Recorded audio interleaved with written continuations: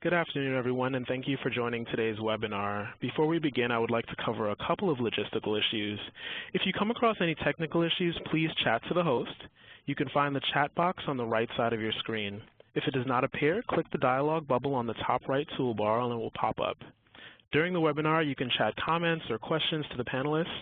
We will be holding all questions until the end of the presentation, but please be assured that they will be answered. And thank you again for joining us. I do apologize if you were with us a little bit early and you heard our practice session. It's an issue that we're trying to resolve. Just another minute and we'll get started. Technical Assistance Center of New York, it is my pleasure to welcome you to the second of a three-part series entitled Person-Centered, Recovery-Oriented Care in a Managed Care Environment. Are you ready? My name is Jason Jones and I'll be the moderator for the webinar. For each part of the webinar series, we have an exceptional group of presenters who all have experience providing person-centered, recovery-oriented care, as well as extensive training experience. Part 1 in the series focused on the philosophy and perspective of a person-centered, recovery-oriented care and ways to integrate them at the organizational level. Today, we continue the series with Part 2, Hallmarks of Person-Centered Practices and Service Planning in a Managed Care Environment. Today we will focus on the practice and approaches of person-centered, recovery-oriented care and ways providers can effectively engage individuals and families to create an accurate and individualized recovery plan that is representative of their goals. Presenting today are Valerie Way, Vice President of Programs at East House, a large recovery-oriented rehabilitation center in Rochester, New York, and Mike Dorr, a training and technical assistance facilitator with NIAPRIS, the New York Association of Psychiatric Rehabilitation Services. And with that, I'd like to turn it over to Valerie and Mike. Well, good morning, or good afternoon, I should say, to everyone. We're glad you could join us. We are going to jump right into the material because we have an hour and we probably have 3 hours of material. So let's go. This slide here is got a lot of information on it. Over the last few years, we've seen a rapid pace change in our behavioral health environment. We continue to prepare for more change on the way with managed care, DSRIP, home and community-based services, and what capacities we need to have in order to be successful in this new environment. We are constantly asking ourselves, I think, what do we need to do to prepare? Have we done enough? We have heard a phrase floating around, initiative fatigue. I don't know if that's reached your ears yet or not, but it seems to be a phenomenon where people aren't really sure they can even believe all the stuff that's going on. And but this is real, and so we're going to be addressing this today in some practical terms. Webinar 1 highlighted the need for strong vision and leadership toward a recovery-oriented, person-centered system of care.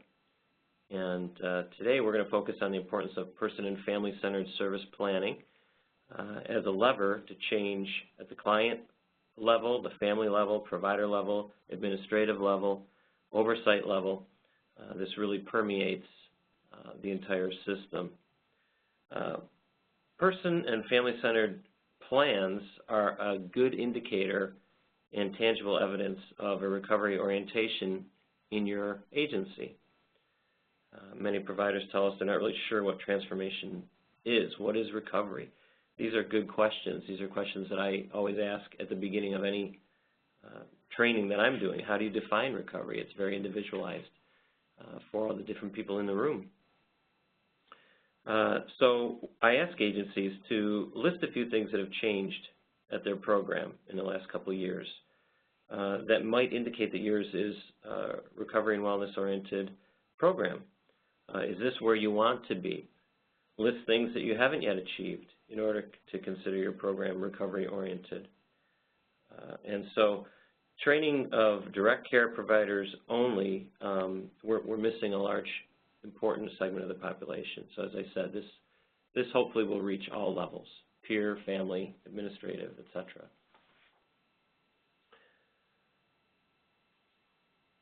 Today, we hope that you'll see in our presentation a parallel process that organizations need to be going through, which is similar to the process that we work with the folks who are seeking services at our agencies.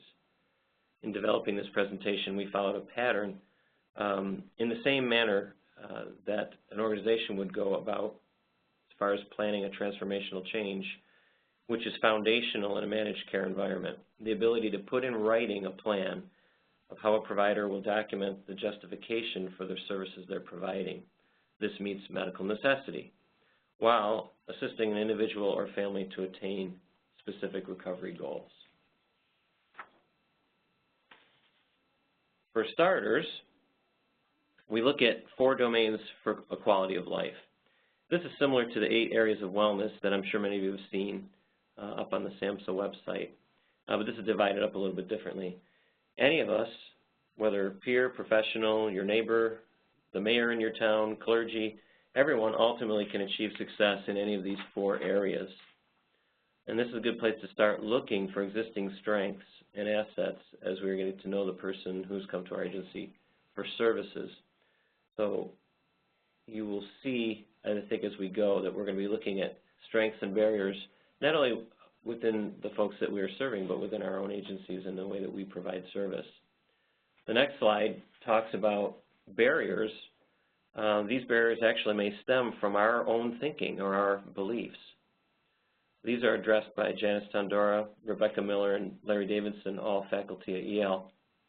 The top 10 concerns about person-centered care planning in mental health systems. And in their abstract, which is referenced on the bottom of this slide, they write, person-centered approaches to mental health care are at the forefront of behavioral health care transformation, yet how to implement this approach raises questions for practitioners. And so, for example, that 10th bullet there in regard to evidence-based best practices, you know, I visit programs all over the state, and oftentimes hear providers say, we're trying to show fidelity to the model, but we have to keep tweaking our practice in order to show results.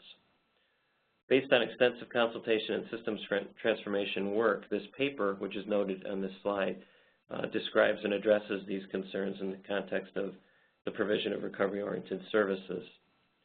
The 6th bullet there is also one that oftentimes providers have some concern about, professional boundaries. We're in an era now where lived experience is really valued in our system, and providers are kind of negotiating that, you know, how much do I share, when is it appropriate?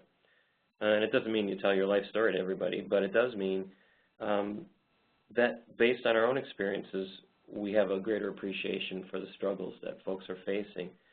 A colleague of mine, Len Statham, who also works at NIAPRIS, likes to say everyone has had a hang-up, a habit, or a hurt. And so whether we carry a formal diagnosis or not, we can bring that part of ourselves into the therapeutic relationship.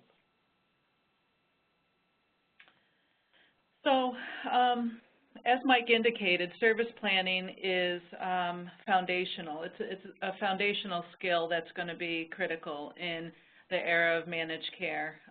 It's a primary tool for people to measure whether or not people are moving forward with their lives with recovery.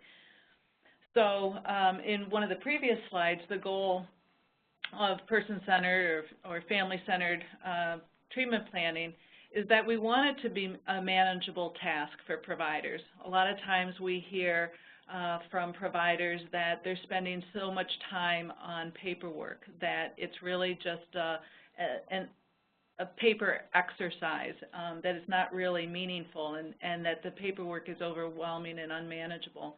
Well, we want it to be a manageable task, and we want it to be a meaningful process for the individuals receiving services. But it's also a tool that can be used to monitor progress. So, and we'll talk about that throughout the webinar. And the tool can, as you monitor the service plan and monitor whether or not objectives and interventions are working, our payers and our oversight authorities, you know, this is a way in which they review our charts, and they review and you know, determine whether or not we're being effective at helping people move forward. So there's a number of skills and competencies that we believe are really necessary in order to be effective with treatment planning. So we've set up the webinar objectives around these competency areas, including recovery beliefs and person-centered practices, the notion of medical necessity and stage-matched interventions, as well as the technical components of how to write a goal and objectives, interventions, and whatnot. And then, once you have those skills, the art form is really how to pull that all together, how to translate the conversations people are having with individuals seeking services, and then how to translate those conversations onto paper. And that's what we're going to be focusing on today. So as I mentioned, these are the competency areas that we really believe are foundational. I think it's very much goes underestimated, the skill that goes into writing effective plans. So we're going to talk a little bit about recovery beliefs and person-centered practices as it relates directly to service planning. We'll go over medical necessity. We'll touch on readiness for change, the need for, really kind of accurately identifying people's readiness for change and making sure that we are matching interventions appropriately. And then we'll talk a little bit about the building of and the writing of plans and how to pull it all together. Okay, so this slide was actually borrowed from Edie Schwartz and Ruth Cologne-Wagner, who are probably out there in the audience somewhere, in their last presentation. And I decided to bring this one up because there's a couple of key things that I want to build on that they really laid a great foundation for. Clearly, belief in recovery is one of the most important competencies that someone could have and work on. It's an evolving kind of thing.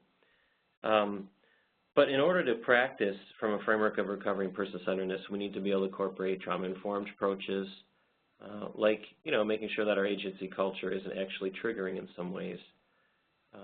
Cultural competency, viewing cultural differences, not so much as a barrier, but as a potential resource. I know in my history, I spent some time working with the Latino population, and while I don't speak Spanish, music became the language that really pulled us together. And I have such fond memories of, pulling some percussion into the sessions. We had some great times, and it really helped us to bond and engage. So culture is a resource. Shared decision-making, the balancing of responsibility between peer and professional, in a way that honors each person's expertise. These are all parts of developing that belief within your organization. On this slide, I want to draw your attention to the fourth bullet there. Training first in philosophy of recovery, which I think is a lot of what we've been talking about and a lot of what Edie and Ruth covered, but then moving into the anticipated building of concrete tools. So that's where we're aiming. Language. This is a really good place to start. Specific practices begin sometimes with very simple changes in what we do. And so we're trying to forward the slide here. Is it not happening? The slide isn't forwarding. So what messages might we be communicating just in terms of the language that we use? Terms like schizophrenic, alcoholic, frontline staff. Frontline comes from World War II, so we want to try to make sure that we're not approaching everything like it's going to be a battle. High-low functioning, resistant, non-compliant, unmotivated. But rather, maybe we can view someone as cautious for some pretty valid reasons. So just the language alone is a great place to start changing culture within our agencies. I'm going to turn this over to Val and see how she's doing over here with the clicker. All right, it's working. Okay, so again, we'll talk more about the importance of language in recovery planning as we look more at some of the different components of service planning later in the webinar. A second notion that's really important that people understand is the concept of medical necessity. And simply, medical necessity is drawing a clear association between the needs that the individual has and the services that we can provide that individual. So oftentimes, individuals come to us with particular symptoms, or maybe there's functional areas in their life that they're struggling, or other barriers. And so they come to us, for a particular service. There's a particular reason why they come to us. And we have the specialized skills in order to provide those services. And that's simply the essence of medical necessity. And we see that medical necessity is reflected throughout the chart. And what we look for are these 5 different elements that essentially make up medical necessity. And so we look for, is there a diagnosis? Is there an indication for why the person is coming to us for services, right?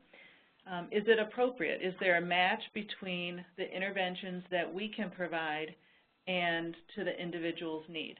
Okay, so we're looking for that in our documentation. Oftentimes we're seeing that in assessments or on service plans, in progress notes. We're also looking to comment about whether or not the interventions that we're providing are efficacious. Are they proven to work? Is it based on evidence-based practices or best practices? How do we know that what we're doing works? So it needs to be based on some kind of literature or research or substantial knowledge. We're also looking to prove that it is working. So for people that are coming to us, we're monitoring the progress, and we want to show that we're getting the results that the person came to us hoping to receive. And then lastly, we want to make sure that the interventions that we're providing are efficient, that there isn't other interventions that could be more time or resource sensitive. So again, we'll look at later on in this presentation how medical necessity folds into service planning.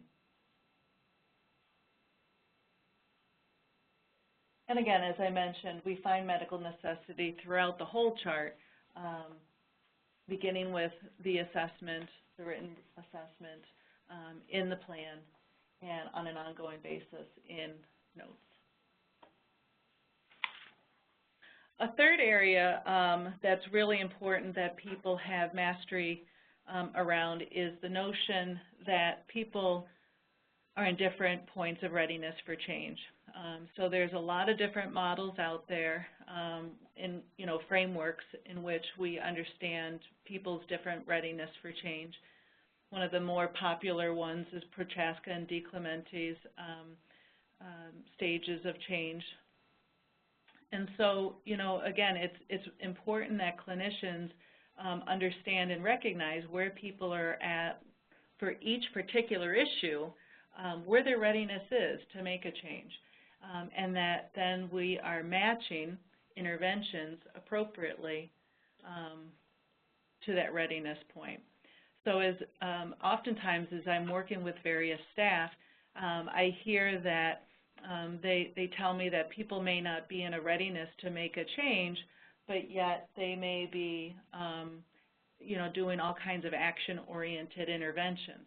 And so as a supervisor, I listen, and, one of the things I may point out is maybe we're not being effective with our interventions because we're not matching the correct interventions to where the person is ready, to address that particular issue. So again, we see this in the writing of treatment plans all the time as well. So again, it's important that we carry this mastery, this skill into our service planning processes. Yeah, and I like this next slide here because this comes from folks at Boston University Psychiatric Rehabilitation Center. But it recognizes that we're not seeing people with fixed traits. Rather, we're seeing people at various states of readiness that ebb and flow. Instead of pre-contemplative, the person is seen as potentially overwhelmed by their diagnosis of mental illness. As opposed to being contemplative, the person may see life as limiting without much potential for recovery, and therefore is not ready to commit to making change in his or her life. So this kind of breaks it down into layperson's terms.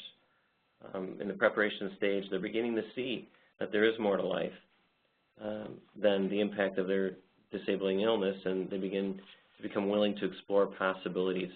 These are all signs of hope. When you begin to hear things that folks are saying, you need to look for these little gems of hope. Like you're out picking strawberries, lifting up the leaves, and suddenly you see this cluster of strawberries underneath.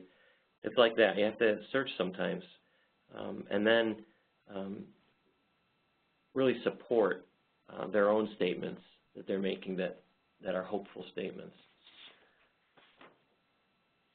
This next slide is basically you're looking at a little graph, A to E. That's not how most of us get from A to E. We don't just slide right straight across. We have steps along the way. So B, C, and D represent objectives. These are short-term intermediate stops on the way to goals. And this is all part of what you need to be thinking in your mind as you're building and writing your plan. And the small arrows between B, C, and D, these are our interventions. These are the things that we're going to do to help support getting someone to those intermediate steps. And with this in mind, this is, frankly, good progress notes make the 6-month review much easier to do, 90-day reviews. Write notes with the individual with these steps in mind. Notes can illustrate medical necessity and act as that thread that auditors are looking for. The model we're proposing here today is a marrying of two masters. You can do both. I remember when we first started talking about medical necessity, people were saying, well, how does that fit in with person-centeredness? And there's a way to do that. Let's take a look at this triangle model that Val has.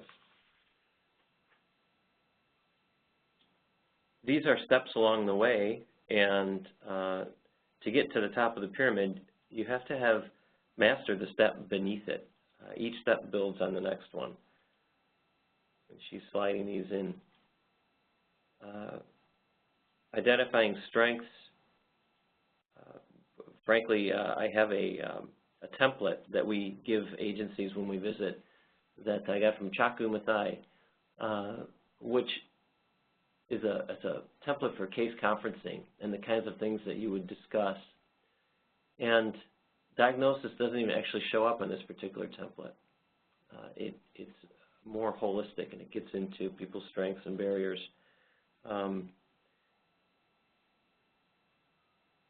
This will help us to track our progress along the way toward the desired outcomes. And so anything you want to add about that, Val? Well, I think this is the model for the rest of our webinar, is that we're going to go through each of these areas in terms of building a service plan. So people come into us requesting services, and the first thing that we do, obviously, is we learn about that individual. We build a relationship with them. We learn about what's important to them. we get to know them, which is the assessment phase. And once we learn about individuals, the clinical skill that we have is that we develop an understanding about, or a formulation about what is going on, how things are relating to one another. And we begin then to work with the individual to identify the priorities. What are their priorities? And we begin to, sometimes individuals come in with all kinds of, with a number of different issues, and so we, work with them in deciding what is it that you want to work on first. And we begin to understand what their overall goals are for recovery. What does that look like for them? And we get to understand what their strengths are and what the barriers are in accomplishing those goals. And then we talk about, okay, what are those steps? What are the A, B, C, D, E steps for accomplishing that goal? And then we say, okay, how are we going to figure out how this is going to happen? What are the resources? What are the tools that you need? And those become our services and services and interventions. And that is how we monitor then the outcomes on an ongoing basis, is we understand whether or not we're accomplishing the necessary steps towards that ultimate goal. And, frankly, we're talking about a cultural shift within our agencies, and that shift exists among peers as well. Again, we go back to language. I was doing a presentation at a place not long ago where I was asking them questions like, how would you define recovery? What is wellness? And all these hands went up, and I thought, okay, we're going to have this fruitful conversation. There was probably 50 peers in the room, and one after the other, they all said, well, as long as I take my medication, I'm okay. And I honored that. I said, well, yeah, medication is definitely a part of someone's wellness, but let's explore further. What else is there? And it took a while to kind of get this understanding among those in the room. And finally, this one little woman in the front said, well, I really like to crochet. And I was all over that. Like, I learned more about crocheting that day. She'd never had anybody react so enthusiastically about crocheting because I was hoping to illustrate for the other participants there that, yes, this can be a part of your recovery. So in the assessment process, there's actually a little bit of education that's happening too, and that's mutual. Again, I refer back to our old friend Chuck, who used to say that professionals don't assess clients, but rather the professional and the client assess the situation together. So that's there's some things there that you see here that go right along with Valerie's pyramid model. Okay.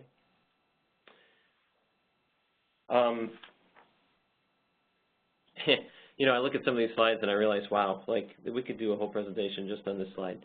But let's take, for example, the importance of understanding why someone might not take medications.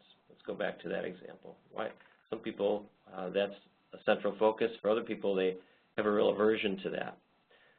And what is it? And I've been working in the field quite a while, and I remember writing derogatory things in my paperwork. Non-compliant. But now we begin to recognize, what are some of these reasons why someone wouldn't want to take medications? Probably a lot of you right now are thinking side effects, and that's a big one. So an intervention might be exploring alternatives. The person may not believe that they have an illness or even have some paranoia around the medication being poison. So it takes time to build trust, to provide some psychoeducation, maybe even peer specialist engagement. We cannot overestimate in this training the importance of peer interventions and how valuable peers are in the system. A person may have a religious objection. I've actually had conjoint sessions with everything from rabbis to priests to, and though this wasn't a religious professional, I can remember doing conjoints with probation officers, just trying to get everyone on the same page and gain a clearer understanding of what might be affecting the client's decision-making process. So there's a number of reasons why someone might be struggling with part of the plan, and it may be that it needs to be retooled and shelved or something, or it may be that there's things that we need to dive into and do some education around. So I think, you know, one of the main points there, too, is, you know, we collect information in the assessment process. We develop an understanding about what, you know, what is going on for the person. And that is really the bridge, then, into the plan. And, again, in this understanding phase, it's, you know, we're understanding what's important to the person, and we're understanding what's important for the person, what's important maybe for others in their life, and we're balancing all of this. You know, we oftentimes see, too, that people have multiple needs and different goals, and we have to, you know, again, prioritize what they want to work on. If we try to take on too many things at once, the plan might feel fragmented, efforts can be diluted, and not really effective. So again, understanding what's important to the individual, what their meaningful relationships are, what their roles are, what their purposes are, you know, what's important to them culturally, what their preferences are, that's all very important. It's also important that we explore, you know, basic health and safety issues. So, you know, what are people having their basic needs met? You know, is health being considered? Are there legal obligations or safety issues being considered? And so, you know, again, it's this balance between our priorities, their priorities. All of this dynamic is happening in the formulation of service planning. We see it impact the goals that get reflected on care plans. We see it get reflected in what gets focused on first, the priorities. We see it get influenced with who gets invited into the service planning process. So again, you know, we want to bring this to your attention, this balance, this constant balancing of important to the individual, important for the person, what we're looking at, what they're looking at, et cetera. So let's get into some of the technical components of a plan. Obviously, goals are first and foremost. And, you know, oftentimes when I work with people, they think, we think that goals are very easy just to come up with. It's the first thing that people say, you know, what do you want? And it's the first thing that people write down. Although I think sometimes it can be more challenging than that. You know, because as Mike referenced earlier, you know, maybe it's that they want to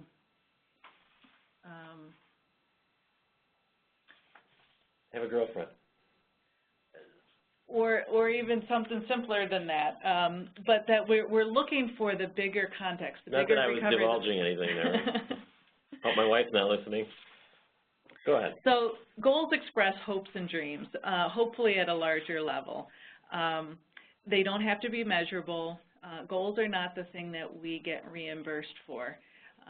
And I think that sometimes we've been taught in the past that goals do have to be measurable.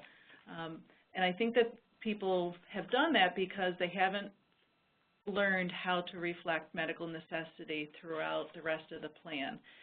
They put it in the goal statement. So what I would propose is that, you know, we really write goal statements in an I statement, format. So what is it that the person wants? You know, does the person, I want a girlfriend, I want to get back to work, I want to be the best mom I can be to my daughter, or I want to reunite with my children who are in foster care. Whatever that ultimate hope and dream goal is, you know, that's what we really want to try to shoot for. Not everybody is there, and so for some people, you know, maybe I want parole off my back. Maybe that's the goal that you go with. And so once they get off of parole, then again, the recovery focused conversation is once you get off of parole, what do you want to do with your life? You know, what's the purpose? You know, what's important to you? And so it's really again, it's an engaging conversation. It's a way to partner with the individual.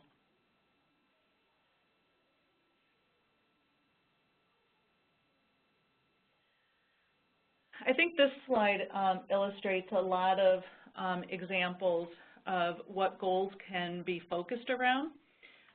Traditionally, when I know I've looked at lots and lots of charts, done lots of audits, and oftentimes I can still see goals written.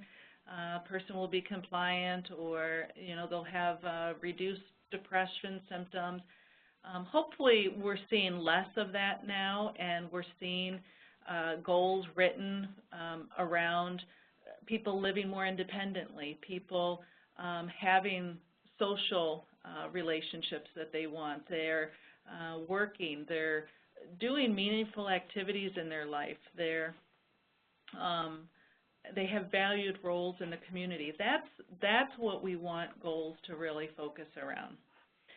People, you know, all people want similar things: to be part of a life in the community, to be valued, to be appreciated.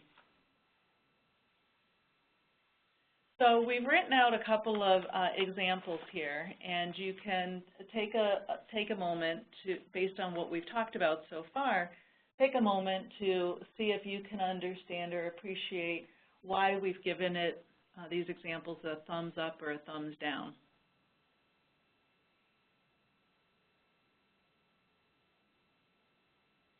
So I'll go through them real quickly. Tom will have 50% reduction of depression symptoms. We would say that this would not be a good example of a goal. It's not in the person's own words, and again, it doesn't reflect an overall recovery goal. You know, if somebody wrote this on a plan, my question to them would be, when the person has a 50% reduction of depression symptoms, that's a good objective maybe, but what will they be doing with their life as a result of not being depressed as much anymore? Would they be returning back to school? Would they be enjoying life with their children more? And so that's really, we want to push those conversations forward a little bit more. So the second example, I will obtain an LPN license. We would say that that would be a good example. It's in the person's own words. It's very future and recovery focused. The third example, John will report satisfactory relationships with family members. We gave that a thumbs down. Again, it's not in the person's own words. And what does satisfactory really mean? I'm not really sure exactly. I have my own ideas, but they might not be John's ideas. Mm-hmm.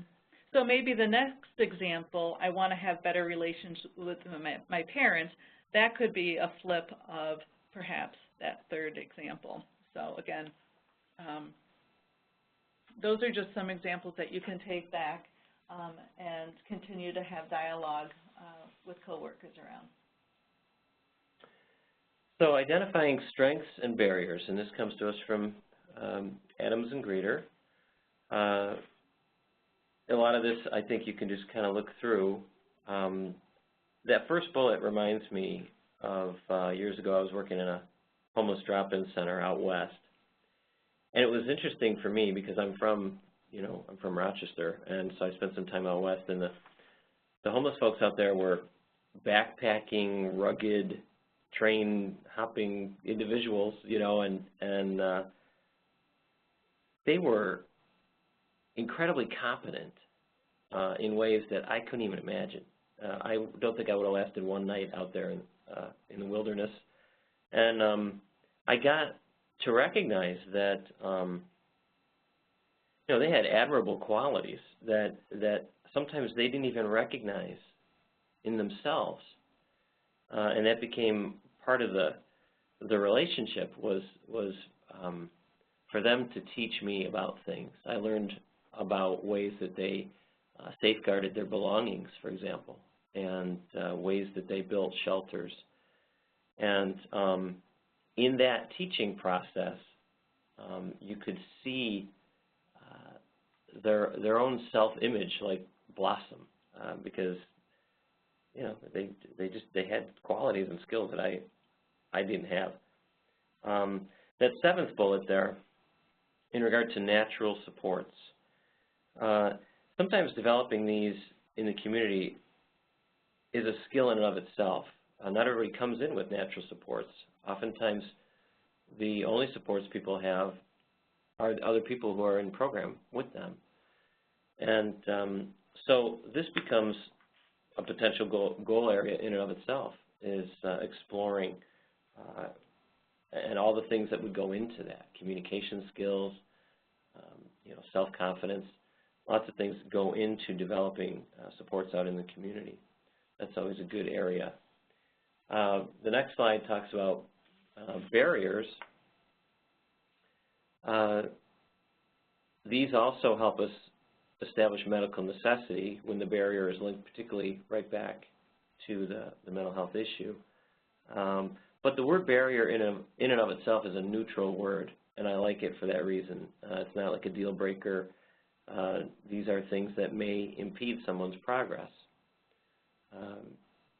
So, for example, intrusive symptoms. I think oftentimes, we're fairly well trained in dealing with symptoms, but how do we tap into other services in the community? How do we create linkages to address the lack of resources? I've been doing some work myself recently with some ACT teams, some of the new mobile intervention teams that are coming up, and even in one area where I'm working, one of the major cities in the state, they're pulling together, aiming toward later on in the fall, a peer panel where all the panelists will be people who work in peer support programs, and they're inviting all the clinicians in the region so that clinicians can become more familiar with what's out there, because sometimes just not knowing the resources is a barrier in and of itself. All right. So we talk about strengths and barriers also because we want to use those in the service planning process. And it's really important that we understand what the individual strengths and barriers are, because it's going to directly influence how we write objectives. And objectives are, I think, probably one of the hardest parts of writing plans, it seems, for staff that I've worked with through the years. But if we think about objectives, objectives are simply just mini goals. So if we think about that overarching vision for recovery, what the person is ultimately wanting to accomplish, and we understand the strengths that they have, and we understand what's getting in the way, then we can write, then we're in a better position to understand, all right, well, what are the steps that it's going to take in order to accomplish that larger goal? And that's simply an objective. So objectives divide the larger goals into manageable units of completion. It's one step at a time. So people may have heard the term rumba, and that is... I always thought it was rumba. And that is a acronym for some of the elements that you want to make sure to include when you're writing an objective. So objectives need to be realistic, they need to be understandable, measurable, behavioral, and achievable. So, again, these are, we've given you a template. This has been useful as we've worked with different folks. to kind of follow. So who is going to do what, and what's the time frame that you would expect, and how is it going to be measured? So again, objectives are, if you're thinking about writing objectives, the best way to do it is to go back to your barriers and understand what's getting in the way of accomplishing the goal. And then you can write a behavioral objective around that. So if a barrier might be that the person has low self-esteem, well, that's not very behavioral. So I would say, tell me how low self-esteem interferes with the person's goal of wanting to meet somebody and, and get a girlfriend. And so they would say, well, they don't feel very positive about themselves. They talk negatively about themselves a lot. Or they can't look at people in the eyes. Or they avoid social situations. Well, that I can begin to understand. Then we can begin to build objectives. So objectives are new behaviors that we want to see as a result of an intervention that we're going to provide the person. So I'll say that again. An objective is kind of a new behavior or a new outcome that we expect to see within a period of time. It's a new behavior or a change as a result of an intervention that we're going to be providing. Okay? So let's take a look at some examples. And again, see if you can see what we're talking about here. So the first example, Tom will identify unhappy feelings related to life circumstances which will not be fixed by medications. We said that that was not a good example because it doesn't have a time frame. We don't know in what period of time we expect to see this new behavior. So it's missing that time frame.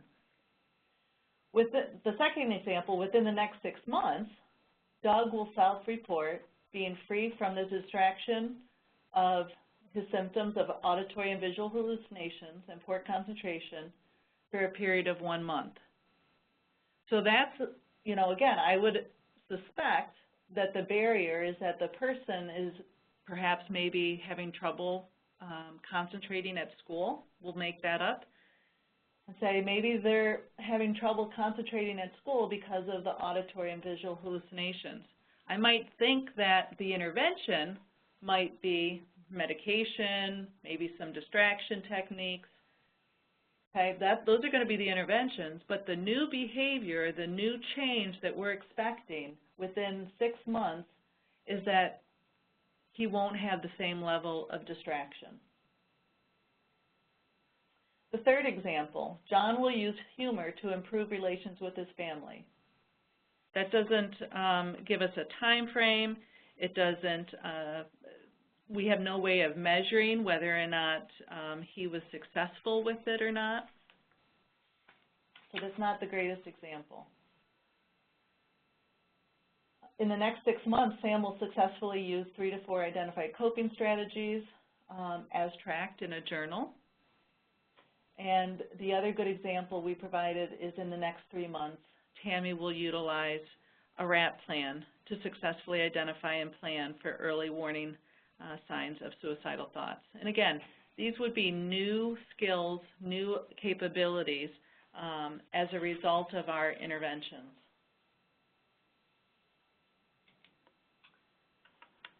Here's some additional examples. And what we've tried to do on this slide is to give you what the identified barrier would be, what an objective might be that we would see written, and how we could rewrite that objective so that it met all the RUMBA elements.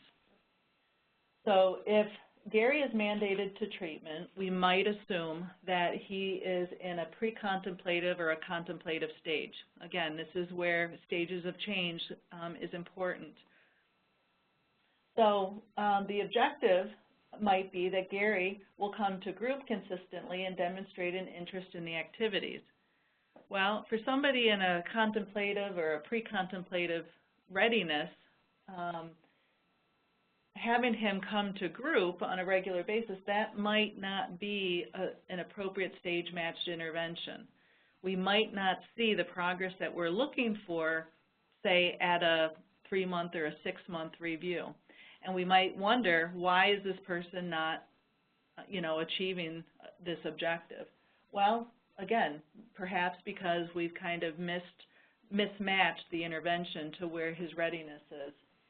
So we may rewrite the objective to something like, in the next month, Gary will identify pros and cons of treatment. The second example, John has been abstinent for 6 months. Okay.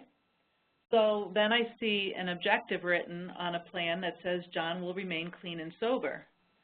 Well, again, that doesn't make any sense from a stage of readiness because, and it's not a new behavior. John has already accomplished the ability to stay abstinent for 6 months. So what we might rewrite the objective to be is, over the next 2 months, John will develop a relapse prevention plan in order to sustain his sobriety upon his return to work. The third example, Beth stopped taking medications due to side effects. The objective that we may see written, Beth will be compliant with medications. Again, this isn't person-centered. We talked earlier about there could be lots of different reasons. There isn't a time frame. So there's a number of problems with how that objective is written. So we've rewritten it as, in the next month, Beth will partner with her psychiatrist to identify medications with tolerable side effects. I want to move on to, you can read the other examples, but I want to move on to the next slide for the sake of time, and that is talking about interventions. And interventions or services or supports, those are all things in our toolbox, right? So those are the things that we can offer an individual to help them move towards progress in accomplishing their objectives, which address the barriers, which help them accomplish their overall service goal. So interventions are things that they may take action on, we may provide, family members may take responsibility for, or other natural supports. If there are things that we want to get paid for, those are the things that have to go in an intervention. Interventions really include the 5 W's. Who will do what, when, and how often, where, and why. Why is probably the most important aspect of writing an intervention, and it's probably the #1 thing that I see as being left off of justifications on treatment plans. So again, when we're looking for medical necessity, again, we're saying, why should an insurance company pay us to provide services to this individual? You got to make sure that you write the why in your justification in the intervention. This helps to support that medical necessity. So again, let's look at some examples. Tom will attend weekly psychoeducation groups. This is not a good example. It doesn't tell us how often. It doesn't tell us why. In the next month, Doug will gather information regarding 1 or 2 educational programs so that he can obtain his LPN. That makes sense. John and his parents will spend 30 minutes each week for the next 3 months doing a family activity together so that they can improve their family relations. That makes sense. Who's going to do what, when, and why? Sam will meet with his counselor each week to attend group 3 days a week. We don't know how long do we expect them to go, how long are the groups, and why. And again, the last example has each of those elements. Who will do what, for how long, and why. So again, in this slide, we've also given you some examples so that you can compare the rewritten objective from the previous slide, what we might see written on a plan, and how we've taken that example and rewritten it. Let's take one just for an example. We'll take the first one. In the next month, Gary will identify pros and cons of treatment. That was the rewritten objective. And we may see on a plan that Luis Rodriguez will provide group therapy. That doesn't give us the full 5 Ws. So we've rewritten it that he will provide individual therapy for 20 minutes over the next month in order to engage Gary, in order to discuss pros and cons of engaging in treatment. So I'm going to turn this over to Mike, who will help us kind of pull this all together then. Yeah, this is great stuff. I have to say, I hope that you and your agencies will take some of these slides and bring them into your staff meetings, your team meetings, and share this information with the folks on your staff, because these are great examples, and I think they're pretty clearly written so that you know, they can be cognizant of what they're doing in their practice. So putting the pieces together, this and the next slide are also references, and basically this is a reiteration of the process that Valerie just went through. Okay, just take a moment to scan that. Yeah, and if I can share that this and the next slide, which I'll bring up, these were very helpful to staff. We created little cards, laminated cards, and we actually distributed them at one of the organizations that I worked at. And they were reminders, they were prompts for individuals as they were trying to improve their treatment planning process. It kind of helped them with kind of the checkpoints of the things that we've talked about on today's webinar, just to kind of help them pull it all together and help them kind of go through a checklist of writing a good plan. Yeah, and this is really clear and understandable. The next several slides are references, again, for you to discuss or to post. I'm going to jump ahead for sake of time. There's a case scenario here. Yeah, and I was just going to say the hallmarks and the guiding principles of family-driven care, one of the things that I've used these with staff around is I'll say if you are providing recovery-oriented, person-centered care planning processes or practices, if you're engaging in those, then these are the things these are the hallmarks. Then these are the things that you're actually doing. And these are good, again, checklists, if you will, as a way to kind of check your own practice. And again, as Mike said, we have an example here where we've put it all together. Jerry is lonely and he wants to meet a girlfriend. He comes in, that's his goal. And so we've kind of given you some possible strengths, barriers that Jerry is experiencing. We've given an example of a well-written objective. However, that's just one possibility. Some of these other, you could go in different directions based on knowing Jerry. And we've also given some examples of interventions. We wanted to give you an example that kind of pulls it all together.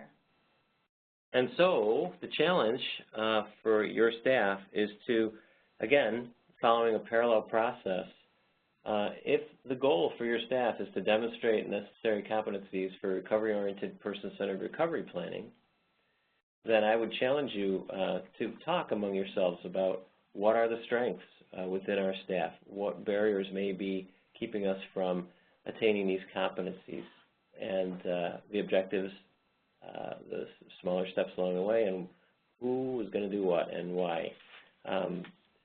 This can enliven your staff meeting. We have recommended this in other places, and it can lead to some fruitful conversation. Yeah, and I've actually had each individual staff person write their own plans too, and review them in supervision. So you can do this on an individual basis, you can do it as a team, and you can also use it as an organizational, initiative planning tool. And Jason needed some time also. So these are some additional resources that you can go to learn more about what we've talked about.